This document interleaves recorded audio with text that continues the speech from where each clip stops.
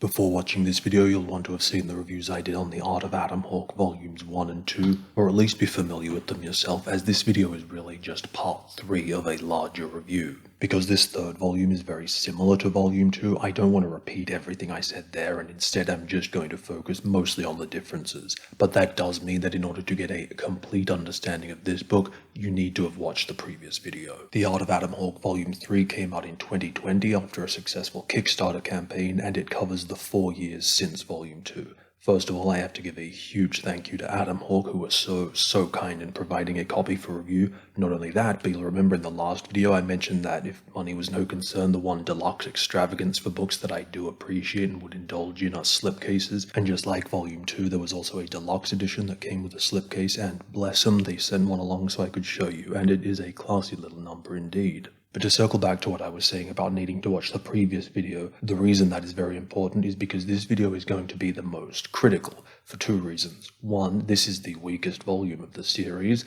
but that's because 2, this is the one where the inherent weakness of the concept of these books in conjunction with lax handling has reached a head. That concept being an anthology art book that by necessity is so broad and shallow in having too much to cover that it cannot be satisfying. And that is the root from which stems 90% of the issues present in these books. While that concept is true of the whole series, I've only briefly touched on it in previous videos, because I wanted to save it for this one because, like I said, this is the volume where the issues are the most apparent. But just know that it applies to the series as a whole. Conversely, so too you need to keep in mind that many of the virtues I've praised in previous volumes are also present in this one, even if I don't focus on them for the sake of not wanting to repeat things I've already discussed. So while I'm going to be hammering this volume particularly hard, keep in mind that in order to get a fair, accurate, and whole representation of not only this book, but also the previous ones, you need to apply the positives and negatives across the series as a whole, except of course in those cases where I call out features specific to each volume. Speaking of which, I'll get into the struggles of the larger concept later and just start with the specifics of this volume. I was disappointed that not only does Book 3 not make many improvements, retaining flaws from earlier volumes, but actually takes steps back as well. For example, the return of too many images crossing the gutter, nowhere near as bad as Volume 1, but after Volume 2 had the good sense to almost eradicate it, it's unimpressive to see it didn't stay that way. The text is technically a slight improvement. I mean, it couldn't possibly be worse than Volume 2. Artist commentary is a little more frequent and consistent. Ditto the number of instances when it shows evidence of the kind of text content I would have liked throughout being specific and insightful. But unfortunately, it largely still displays the same core problems of Volume 2, with 80% of the text, both from the author and the artist themselves, being pointless due to its focus on generalizations, basic concept art theory, or otherwise banal, surface-level, frivolous nothings that offer no real interest, specific insight, or explanations. All with the added distaste of being written in that corporate PR brochure style that just sounds like copy you'll find on the company website, which is literally the case for some of it. In past reviews on this channel, I've expressed indifference for bad text in art books.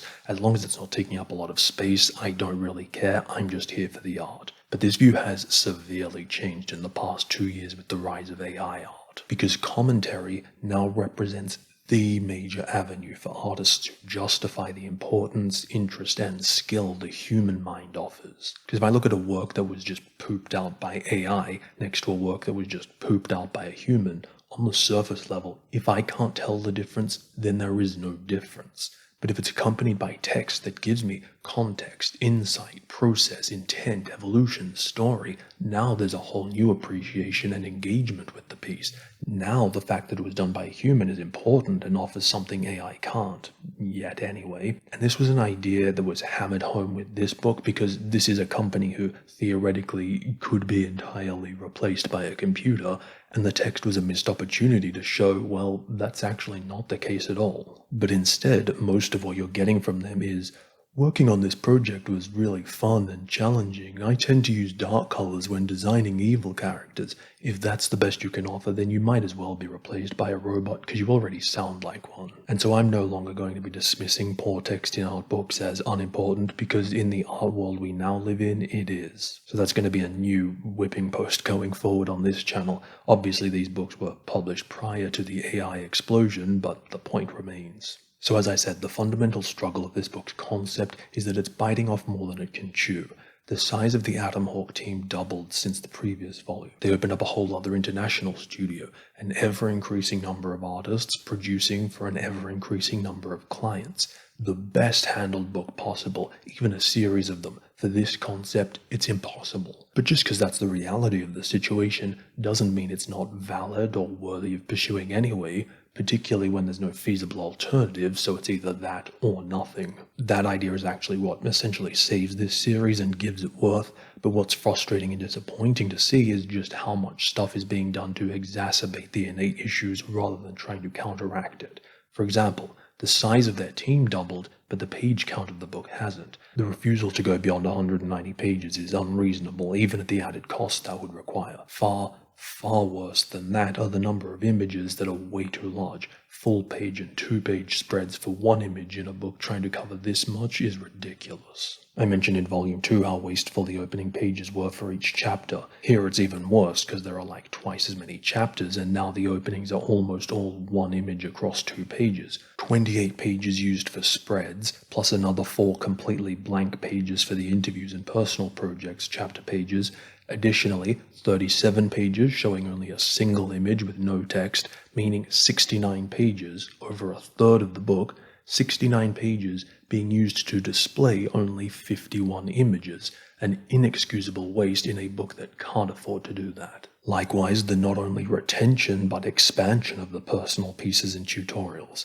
At best, this book does not have the space to be a satisfying showcase of just the company's work, let alone also trying to be an anthology of the artist's random personal pieces. That's 2 different books, and you're spoiling both by trying to cram them together in a space that can't even accommodate one properly. The art's great, it's just pointless and damaging for it to be in here. It's a relic from Volume 1 where they needed it to pad out their portfolio, but it should have been removed after seeing its effect on Volume 2. But instead of getting rid of it, personal stuff now accounts for a quarter of this book's content. Absolutely, absurdly unwise decision. There aren't really in-depth tutorials anymore, but equally, if not more pointless, since now, except for 2 longer ones, it's just like 3-step, 2-sentence overview breakdowns of the process, or otherwise extended artist commentary about the piece. And I can never get invested in the images or the commentary because it's just short, basic generalizations on a bunch of random stuff. There's actually a single case that shows how it should have been, and that's the animation breakdown for a piece from Mortal Kombat. It starts with generalized and basic information, which ends up being okay because it's then followed by a behind-the-scenes example from actual company work. It's relevant, specific, practical, and actually insightful. It's just that that's the single instance of that being the case in this book. Another thing I felt was a far better inclusion than the personal pieces, while still being in that personal realm, are the couple of glimpses into the company itself, how they operate, working there, the culture. It's like 3 or 4 spreads on some specific idea or event, and you wouldn't want too much of that, otherwise it becomes too self-indulgent or taking away from the idea of an art book. But a touch more would have been of great benefit, because even though it's not as cool and exciting as the art, it's an important component because things like that and the internal company projects, those help give the book a distinct Atomhawk identity rather than just an otherwise random collection of a bunch of games and art that people from the company happen to work on. That there's a sense of that here is nice. Finally, I want to get to the core of these books, the struggle inherent to the idea of an anthology, and that as the scope increases and focus decreases, it spreads itself increasingly thin, in turn decreasing the ability to be satisfying and meaningful. Now, this breadth can also be a great boon, as these books are perfect evidence of. Like all anthologies, this book's variety is its greatest strength and weakness. The variety of styles, genres, games, content, the fun, visual interest, and energy are high. Bam, bam, bam, it's a rush. It's full of pretty pictures and, text aside, a genuinely enjoyable experience. So isn't that enough? I mean, yeah, possibly if that's all you want, but like all short-form content, it's fun and engaging, but only while you're engaged with it. Beyond that, it becomes meaningless, and I value the importance of books higher than that. You could fill thousands of books with millions of random pieces of amazing art, and that would be nonetheless enjoyable to look through. But what does it amount to? Anything greater than the sum of its parts? What is the point of the book? What does its contents amount to? Anthologies usually maintain cohesive interest through being built around a unifying theme, But this book doesn't really have that beyond the explicit knowledge that it all came from the same studio, and what does that actually mean? Without any context, would you look through the images in this book and say, yes, I can tell this work has all been done by one studio and the significance of them being collected together here? Related, but far more important than any of that, the core concern of every book is, despite any challenges, is it still doing everything it can to be the best book it can be? By the way, I say this as someone who has created 3 art anthologies, and I find them equally parts appealing and frustrating for the exact same reasons. So the point here isn't anthologies are bad and therefore pointless and unworthy. Instead, it's broad anthologies are an intrinsically tenuous concept, but wise and honest execution can outweigh that. Despite my being hypercritical of these Atomhawk books, because that's what I do, but the reason I'm doing that and holding them up as an example is because despite them being rough and poorly optimized in some areas, they are still probably the best, most successful attempt at a company-based art book I've ever seen. This is almost entirely due to the crucial, uncommonly astute decision of focusing on projects that don't already have art books and committing to multiple volumes, as opposed to something like the company book on BioWare. It's an okay book just to read on its own, but almost entirely unfulfilling and pointless due to being a single volume covering 25 years, and being made up of primarily showcasing works from games that already have dedicated art books. Same thing with Blizzard and Naughty Dog.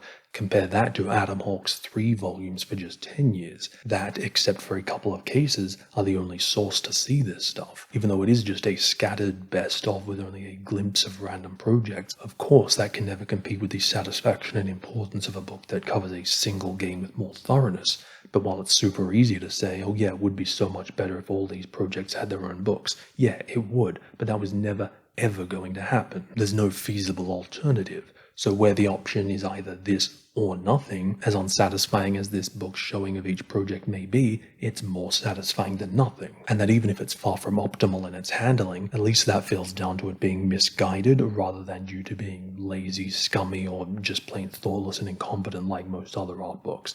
So even if it's not satisfying, it's still a worthy, mostly respectable series of books. Now, while that's a fine and noble thing in itself, what it actually ends up representing to a potential reader on a practical level is another matter, meaning there's no shortage of worthy books in existence all vying for a reader's limited time, space, and money. So yes, these books are the only source for much of this stuff, but is that value and interest a better investment of the reader's resources if the choice is between this book and another book they're equally interested in but is more thorough, focused, and rewarding? That's the point where I think the appeal of these books is really going to struggle, particularly because of the other innate problem with an anthology's variety, that of the reader feeling disappointed there isn't enough of the stuff they like best, while also having to pay for and house content they aren't interested in and that's taking up space. With The Art of Atomhawk 1 and 2, they succeeded in making sure the merit of the book's execution outweighed the weakness of its anthological nature, but never by enough for comfort.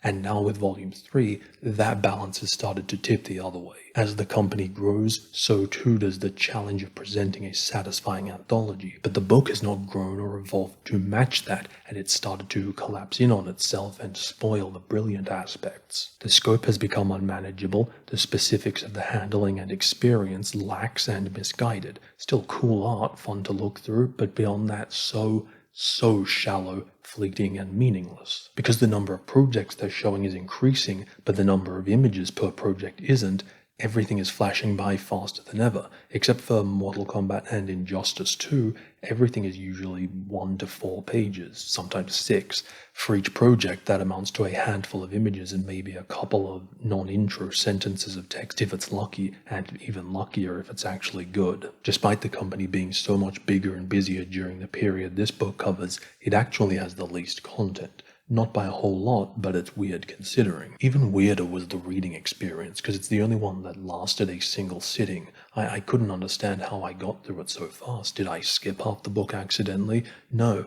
I flick through and see, yeah, it looks like there's a decent amount of stuff in here, and I remember looking at it and enjoying it in the moment, but as an experience, it's just so meager, disjointed, unremarkable, and with so little engagement that it just washed over me and left no impression. There are some remarkable ideas at the core of these books, a multi-volume series of books whose focus is on projects that don't have art books and unseen stuff. The art itself is well chosen and of impeccable quality.